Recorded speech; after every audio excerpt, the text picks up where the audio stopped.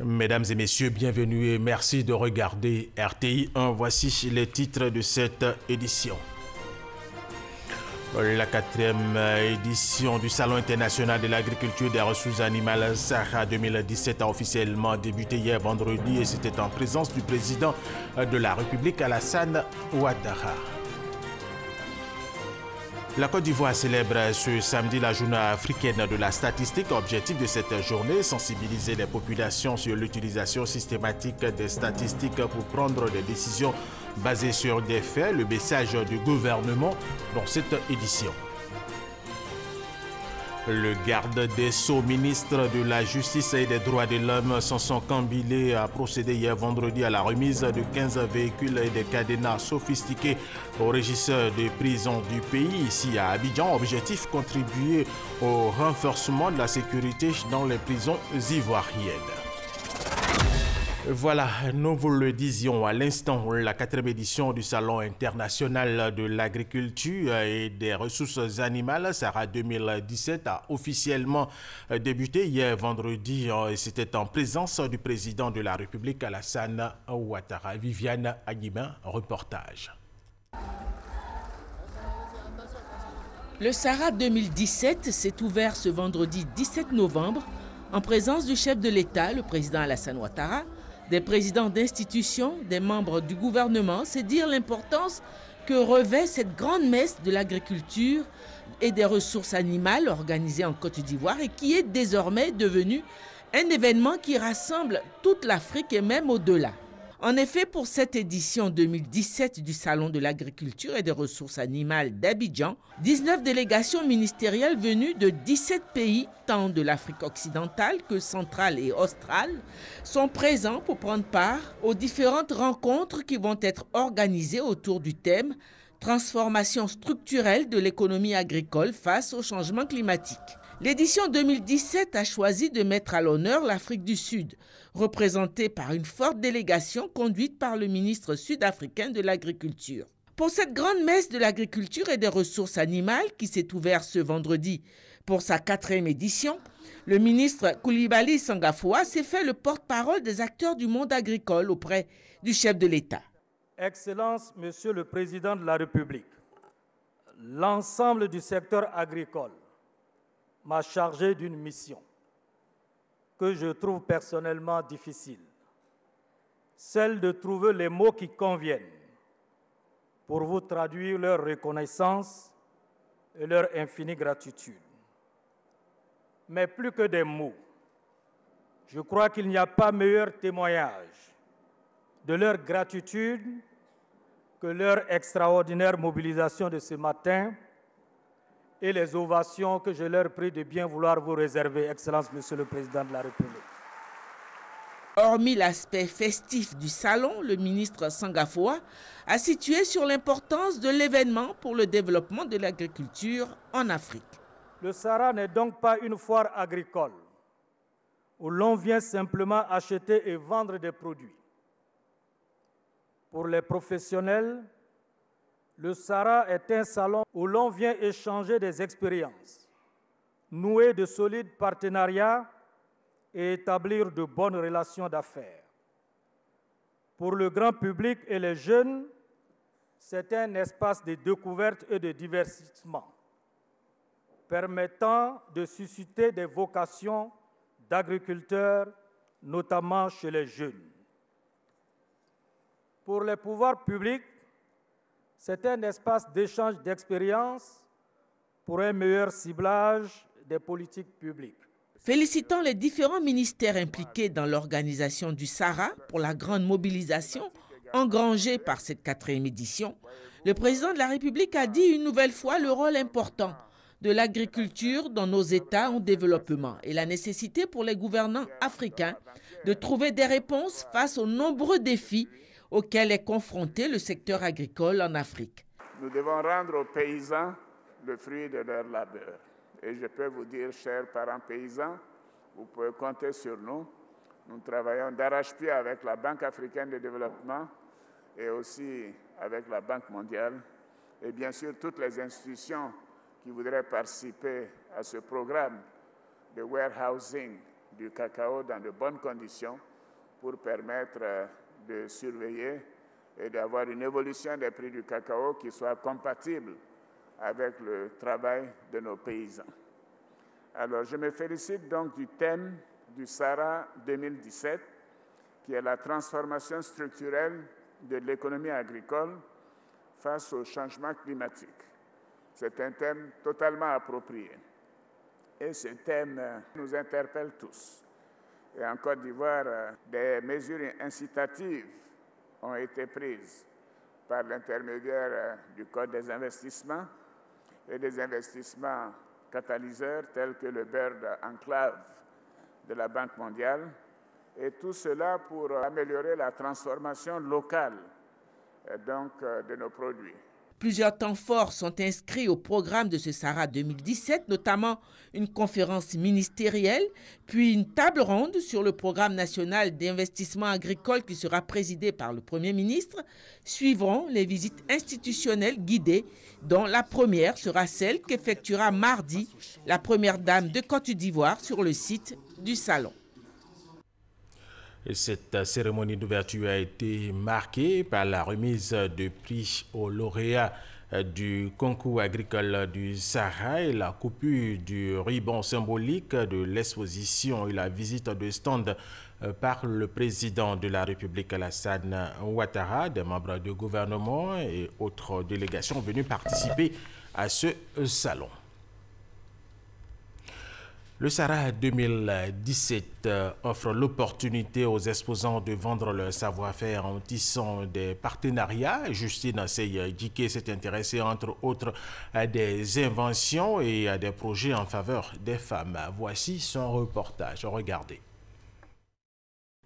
Le Salon international de l'agriculture et des ressources animales, la plateforme de rencontres et de partenariats, est le lieu pour les acteurs du secteur de l'agriculture et des ressources animales d'exposer leurs compétences, le fruit de leur savoir-faire qui suscite de l'intérêt. Tout ce qui est sous-produit agricole, il faut le transformer en aliments de bétail. C'est ce que les animaux consomment. C'est pourquoi nous avons innové cette technologie-là dans ce cadre, pour pouvoir pallier aux problèmes de pâturage, aux problèmes de conflit entre les agriculteurs et les éleveurs de temps en temps qui se créent chaque année, et de mettre à la disposition de ce monde rural des technologies de production et de transformation. We are in collaboration with CSIR. Il y a 6 variétés de ce genre de manioc scientifiquement développé au Ghana. Et le Sika Banchi fait environ 2 ans pour produire de ce genre de manioc. Et aussi d'autres font 9 mois, ainsi de suite. Pratiquement tous les secteurs d'activité, toutes les structures œuvrant pour le développement agricole en vue du bien-être des populations sont représentées. Nous avons travaillé avec 10 groupements de femmes, 10 villages de femmes en Côte d'Ivoire. Et ces femmes doivent produire et mettre une partie de leur production à la disposition de la cantine de leur village, une partie de la production consommée par leur famille, une autre partie de la production commercialisée. La région du Sud Comoé, c'est la région d'entrée des principales productions ivoiriennes. Le café d'abord, c'est connu, le cacao, le palmier, l'éveillard.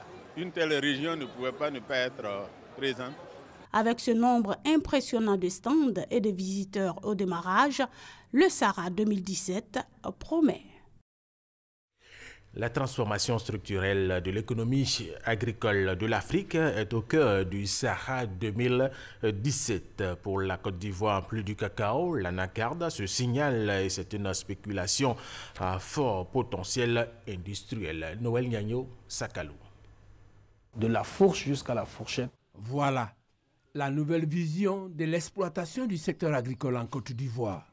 De ce voyage, la première étape, le primaire, est maîtrisé pour beaucoup de filières. Des performances agricoles le témoignent. Premier producteur mondial de cacao, premier producteur et exportateur mondial de cajou. Il nous faut maintenant aller au secondaire, c'est-à-dire à l'industrialisation, donc à la transformation structurelle du secteur agricole. Notre choix pour les besoins de la cause, l'anacarde. Les raisons sont fort potentiel industriel. Lorsque nous prenons l'hypothèse d'une transformation totale de la production de 2015 comme référence, évaluée à 701 000 tonnes, en matière de grandes unités industrielles, c'est au moins 24 grandes usines à 30 000 tonnes qui peuvent être implantées dans les 19 régions de production de la Côte d'Ivoire. Par ailleurs, si nous axons la stratégie sur la mise en place des unités moyennes telles que les 5 000 tonnes, il faut alors implanter 140 usines. Et lorsqu'on bascule vers les toutes petites unités de 500 tonnes, c'est au moins 1400 petites unités qu'il faudrait implanter en Côte d'Ivoire pour une transformation totale. Il offre également une gamme de produits dérivés. Dernier atout, le marché du cajou est en constante progression. La demande est croissante. Tous les années, vous avez donc une croissance d'à peu près 10% de la demande à travers le monde. Trouver les moyens d'aller à l'industrialisation reste l'équation à résoudre. Les pistes explorées sont nombreuses à ce jour. La plus visible et la plus parlante, le CIETA, Salon international des équipements de transformation de l'anacarde. Après 2 éditions, les acquis sont notables. C'est 29 exposants qui sont venus donc, avec des machines, à commencer par le Vietnam, l'Inde, le Sri Lanka, la Chine, la France, l'Italie, qui sont venus avec des machines grandeur nature. Je pense que ça permet donc aux Ivoiriens et aux investisseurs potentiels de visualiser ce matériel et de faire des affaires. C'est pratiquement du 200% en comparaison à ce qui a été fait à la première édition. Déjà en 2 éditions, ce salon commence à s'imposer comme l'une des plateformes uniques en son genre en Afrique et me dit-on à travers le monde. Il faut aller au-delà. Pour cette étape, le CIESA, colloque international d'échanges scientifiques sur l'anacarde, après sa première édition, a inscrit en bonne place la recherche d'équipements adaptés. Ce qui est innovant, c'est le fait d'avoir adapté au moins 4 postes de transformation au niveau local. C'est-à-dire que ces équipements peuvent être produits ici au niveau local et être mis à la disposition des transformateurs. Donc nous avons le calibreur et puis également les décortiqueurs qui ont été développés par la recherche ici en les adaptant au matériel local. Ce colloque a aussi pensé à l'amélioration de la productivité. Le matériel à haut rendement qui est disponible présentement, mais les travaux se poursuivent encore pour avoir un niveau plus important. Mieux, l'Afrique veut se prémunir contre les éventualités. Un conseil international consultatif du cajou est né ici à Abidjan. Il a l'aval de tous les pays producteurs. Nous avons apporté l'engagement du Mali par notre signature à cette convention. Nous avons intérêt pour nos producteurs, pour le nombre d'emplois que cela peut créer et pour tous les bénéfices et les avantages qui entourent, n'est-ce pas, cette filière. Nous pensons que nous avons espoir que notre conseil de ministres inaugural soit porteur d'espoir pour que chacun dans son pays puisse travailler en sorte que l'on puisse réussir cette belle aventure de notre nouvelle organisation. Cela s'appelle prendre le taureau par les cornes, c'est-à-dire se donner les moyens d'une exploitation judicieuse, d'une spéculation stratégique. Dupliquer l'expérience au niveau des autres spéculations et le voyage vers la fourchette se fera aisément et avec appétit. Et cette information, le Premier ministre Amadou Gon Coulibaly sera cet après-midi à l'aérogare sud de l'aéroport. Le chef du gouvernement ivoirien procédera à la pose de la première pierre de l'extension de l'aéroport international Félix Houphouët-Boigny d'Abidjan. Allons au deuxième grand titre de cette édition. La Côte d'Ivoire célèbre ce samedi la journée africaine de la statistique.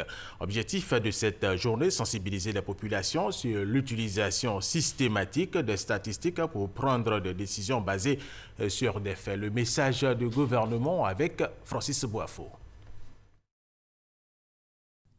Les statistiques, elles aident à surveiller l'inflation, à promouvoir la croissance économique, à planifier le développement des villes et des routes, à élaborer des politiques d'emploi et des programmes pour les populations vulnérables, à apprécier la balance commerciale d'un pays. Les statistiques renseignent sur les tendances, les forces et faiblesses d'un secteur d'activité. Disons qu'elles touchent à tous les aspects de la vie moderne et sont considérées comme des boussoles pour les gouvernants dans la conduite des projets économiques et sociaux. Le gouvernement ne ménage aucun effort pour permettre au système statistique national et particulièrement à l'Institut national de la statistique de produire et de diffuser de façon régulière des statistiques fiables dans tous les domaines d'activité et notamment des statistiques économiques de haute qualité afin d'identifier les problèmes de développement et de les adresser efficacement. À l'occasion de la célébration de la 27e édition de la Journée africaine de la statistique, la ministre Nialé Kaba souhaite que l'État et ses partenaires au développement intensifient les investissements pour parachever la mise à niveau du système statistique national. Afin de permettre à la Côte d'Ivoire de disposer d'un système statistique solide, performant, capable de fournir régulièrement des statistiques économiques de haute qualité au service de l'intégration régionale, de la transformation structurelle de l'économie et du développement durable. J'exprime également le souhait que le secteur privé national et les investisseurs étrangers contribuent à l'amélioration de ce dispositif tout en bénéficiant de ses retombées. La ministre du Plan et du Développement invite le secteur privé national et les investisseurs étrangers à contribuer à l'amélioration de ce dispositif national de statistique tout en bénéficiant de ses retombées. Le gouvernement ivoirien et la Commission des Nations Unies pour l'Afrique CEA ont procédé à la restitution du guide méthodologique de gestion du cycle des projets. Ce document de contrôle censé améliorer le niveau d'exécution des ouvrages communautaires rédigés à l'intention des gestionnaires des projets de développement. Lanside Bakayoko. Bon nombre de projets élaborés pour contribuer au bien-être des populations n'atteignent pas toujours les résultats attendus, faute de suivi et d'évaluation. D'autres insuffisances liées aux problèmes de passation de marché et de financement viennent aggraver les retards dans la réalisation des ouvrages. Pour pallier à ces insuffisances et accroître l'efficacité des projets, le ministère du Plan et du Développement a entamé l'élaboration d'un guide du cycle de gestion du cycle des projets prioritaires en vue de standardiser les méthodes et procédures de gestion applicables dans tous les ministères sectoriels d'une part, et d'autre part améliorer les capacités d'absorption des crédits alloués au projet. En disposant d'un tel guide de gestion qui parcourt avec toute la rigueur académique et professionnelle les étapes essentielles du cycle des projets, le gouvernement se donne les moyens de garantir l'effectivité des réalisations prioritaires et de faire aboutir au mieux la deuxième génération de son plan national de développement PND 2016-2020. Le guide constituera sans nul doute un outil de référence pour toute la chaîne de formulation, de programmation, d'exécution et d'évaluation des projets et programmes prioritaires de développement pour la Côte d'Ivoire et au-delà pour toute notre sous-région. Bien qu'étant destiné à la base aux planificateurs et gestionnaires des projets, ce document de pilotage stratégique peut aussi aider d'autres parties prenantes comme les ONG engagées dans la mise en œuvre des infrastructures financées par l'argent public. Lanside Bakayoko, autre titre de cette édition, le garde des Sceaux, ministre de la Justice et des Droits de l'Homme, Sanson Kambile, a procédé hier vendredi à la remise de 15 véhicules et des cadenas sophistiqués aux régisseurs de prison du pays, ici même à Abidjan. Objectif, contribuer au renforcement de la sécurité dans les prisons ivoiriennes. Irie Biche Olivier, Gabriel Zanilou, Emmanuela. 15 véhicules double cabine de type 4x4 d'une valeur de 285 millions de francs CFA ont été remis lors de la présente cérémonie à 15 régisseurs pour la première vague de rééquipement des établissements pénitentiaires. À cela, il faut ajouter des cadenas sophistiqués destinés aux 34 prisons du pays, des équipements techniques et matériels d'une valeur de plus d'1 milliard de francs CFA en vue de renforcer la sécurité et la capacité de surveillance autour des prisons. À la suite des difficultés que nous avons rencontrées dans nos prisons avec la série d'évasions que nous avons connues, le Conseil national de sécurité et par la suite le gouvernement prenant la pleine mesure de la situation, ont décidé de venir au secours des maisons d'arrêt et de correction de Côte d'Ivoire en allouant des sommes importantes pour l'achat d'équipements, pour la réhabilitation des maisons d'arrêt et de correction et surtout pour l'équipement également des agents. Ces équipements viennent à point nommé pour les agents du milieu carcéral qui font face à de nombreuses difficultés dans l'exercice de leurs fonctions. Les 15 établissements qui ont reçu ces véhicules ont les moyens qu'il faut aujourd'hui pour assumer pleinement leur mission. Ce que nous pouvons dire à l'endroit de M. le garde des Sceaux est de lui dire de ne pas se décourager. Le travail de l'agent pénitentiaire est difficile. C'est difficile. Le régisseur, il est seul. Quand je prends par exemple les maisons d'arrêt, comme la maison d'arrêt de Mans, qui a une capacité d'accueil de 160 détenus, et aujourd'hui avec 1300 détenus, je vous assure que ce n'est pas facile pour le régisseur. La majorité des prisons en Côte d'Ivoire date de l'époque coloniale. De 7 000 pensionnaires, la capacité totale d'accueil des prisons a atteint 14 000 aujourd'hui. D'où la nécessité de réhabilitation et de construction des infrastructures entamées par les autorités ivoiriennes.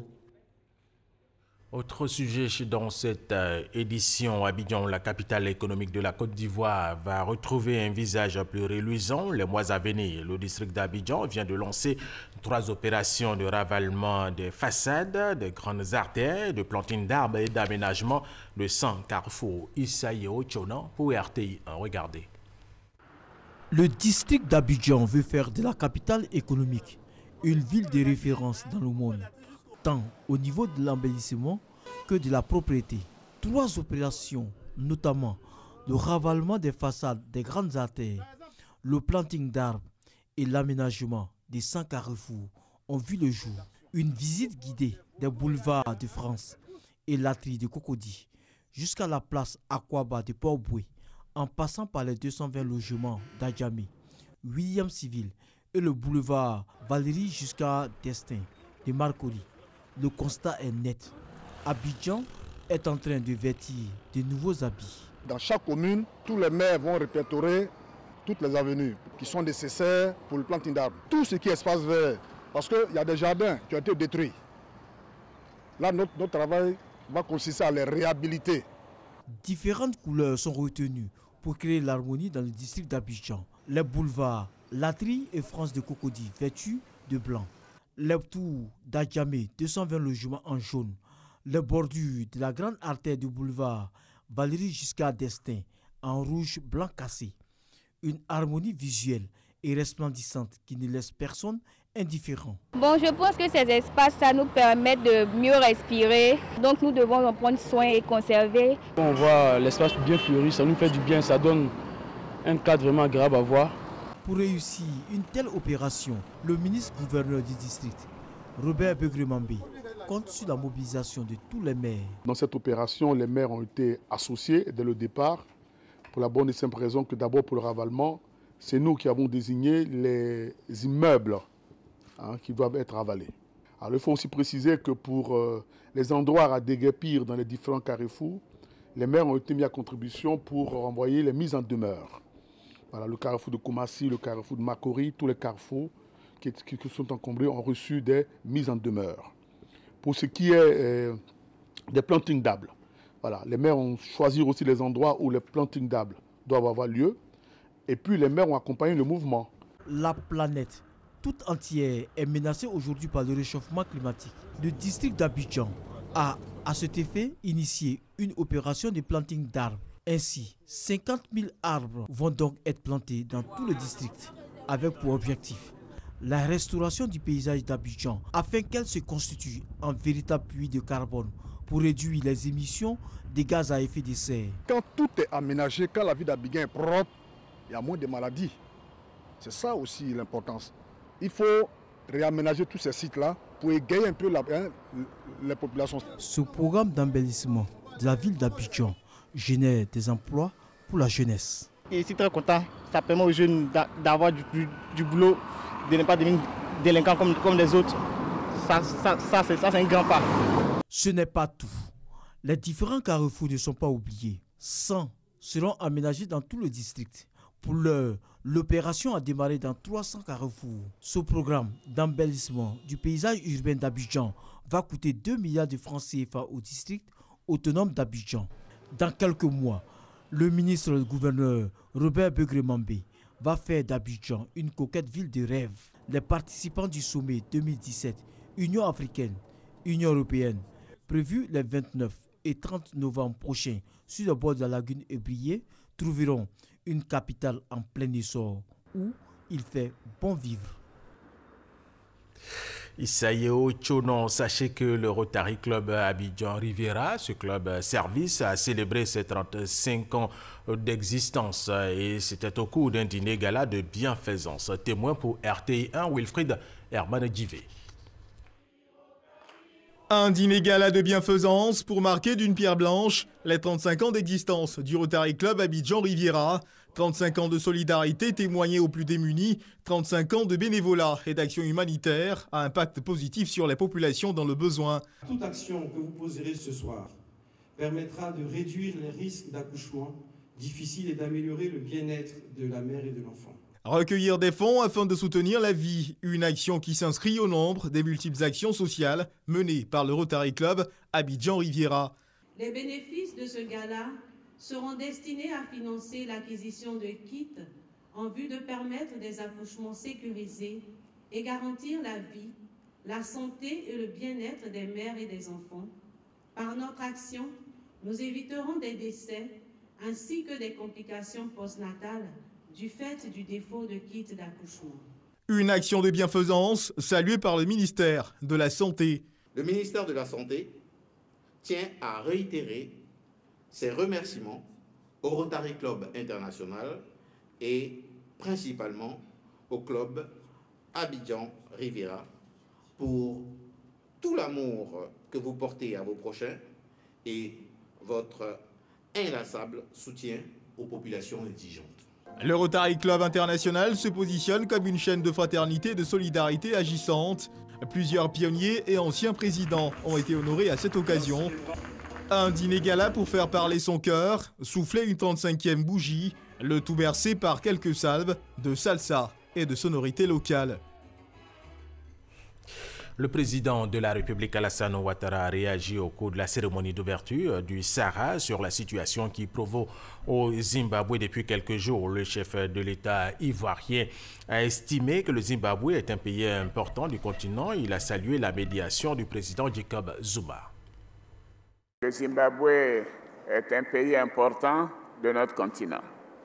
Et je disais au ministre de l'Agriculture de transmettre tout mon soutien au président Zuma pour la médiation qu'il est en train de mener. Et à cette occasion, je voudrais rappeler que j'ai bien connu le président Mugabe, d'abord dans la période 84-88, quand j'étais directeur Afrique. Je suis allé à plusieurs occasions au Zimbabwe, il m'a bien reçu. Et ensuite, bien sûr, quand j'étais directeur général adjoint du Fonds monétaire international, quand il me recevait à chaque occasion et étant devenu président de la République de Côte d'Ivoire, nous avons également échangé souvent à l'occasion des sommets de l'Union africaine et bien sûr d'autres sommets auxquels nous avons participé. Le président Mugabe est un combattant, une personnalité qui a consacré une bonne partie de sa vie à son pays, à la libération de son pays de la colonisation. Et c'est une personne qui a été l'objet de respect et même d'adulation par beaucoup d'Africains, surtout beaucoup de jeunes Africains. Et ce qui se passe au Zimbabwe interpelle tous les hommes politiques, pas seulement les chefs d'État africains. Donc je voudrais tout simplement dire publiquement que ce qui se passe au Zimbabwe nous interpelle. Nous, les démocrates, nous sommes contre les coups de force de quelque nature que ce soit. Nous voulons en même temps que la dignité de ce vieux combattant soit respectée et que le président Zuma continue d'utiliser les voies et moyens pour que cette situation se dénoue dans des conditions qui honorent notre continent. Par rapport justement à ce pays, l'écrasante majorité des sections de la ZANU-PF, le parti au pouvoir au Zimbabwe demande au président Robert Mugabe de démissionner. Les anciens combattants, les étudiants, la société civile soutenue par l'armée sont aussi mobilisés pour le départ de Robert Mugabe. Des marches ont lieu ce samedi dans tout le pays. Le premier ministre libanais démissionnaire Saad Hariri est arrivé ce samedi matin à Paris, en France, où il a été reçu à l'Élysée par le président français Emmanuel Macron. Ensemble, ils vont tenter de trouver une solution à la crise politique provoquée par sa démission. Surprise depuis l'Arabie Saoudite. Il se rendra au Liban le mercredi prochain lors de la fête de l'indépendance du Liban. Victorine Yao Yoboué a supervisé cette édition. Merci aux techniciens, merci à vous de l'avoir suivi et restez avec nous sur RTI 1.